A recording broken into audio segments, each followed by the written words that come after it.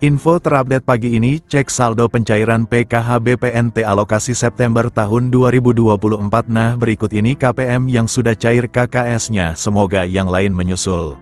Assalamualaikum warahmatullahi wabarakatuh, apa kabar semuanya? Semoga selalu sehat, dilancarkan rezekinya, dimudahkan segala urusannya, amin. Nah, di video kali ini saya akan berbagi informasi yaitu aturan penting terkait pencairan bantuan PKH tahap 5 dan BPNT tahap 6 alokasi September-Oktober tahun 2024. Nah, lalu kira-kira ada aturan terbaru seperti apa ya? Maka dari itu simak terus videonya sampai selesai agar supaya tidak menimbulkan gagal paham dalam menyerap informasinya.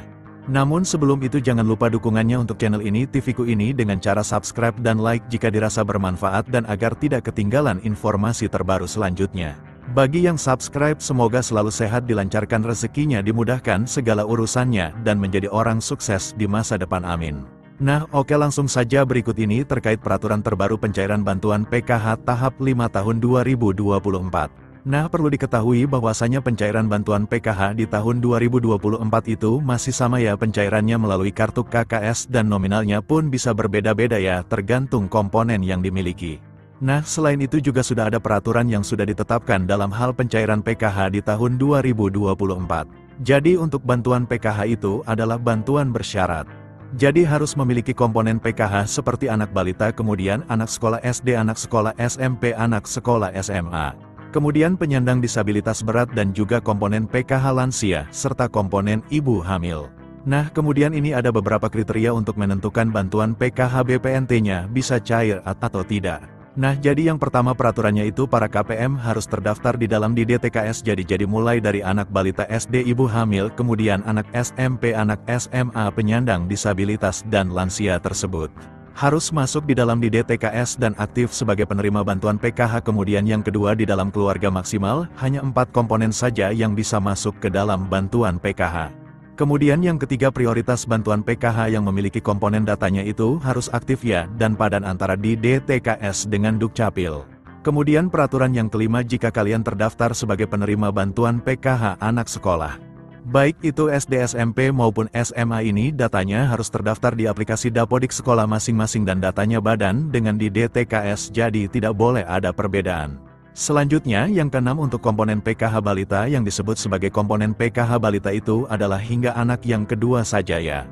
Apabila ada balita ketiga ataupun balita keempat dan seterusnya, maka sudah tidak dapat dibilang penerima bantuan PKH lagi ya, karena dibatasi sampai balita kedua saja. Selanjutnya peraturan ke-8 untuk komponen disabilitas, jadi maksimalnya itu ada 4 orang ya yang bisa menerima bantuan PKH. Kemudian selanjutnya untuk komponen lansia, peraturannya adalah yang dibilang komponen PKH lansia sama seperti penyandang disabilitas, yaitu maksimal 4 orang saja.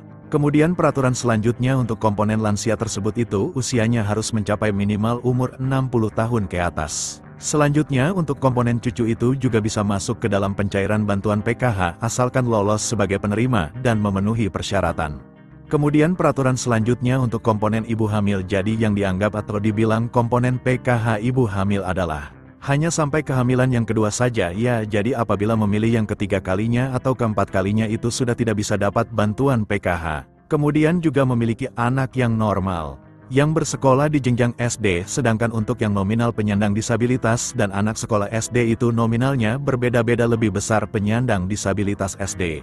Maka yang masuk komponen PKH adalah komponen disabilitas yang didahulukan, jadi sudah jelas, yaitu adalah peraturan bantuan PKH di tahun 2024. Sementara untuk jadwal pencairannya, jika tidak ada perubahan akan dicairkan di antara bulan ini atau Oktober tahun 2024. Nah, berikut ini KPM yang sudah cair KKS-nya. Nah, berikut ini saldonya, cair segini 400.000 kemarin Bank BRI cair KKS-nya, semoga yang lain menyusul cair, amin. Nah, sekian dulu informasi ini, semoga bermanfaat bagi semua. Assalamualaikum warahmatullahi wabarakatuh.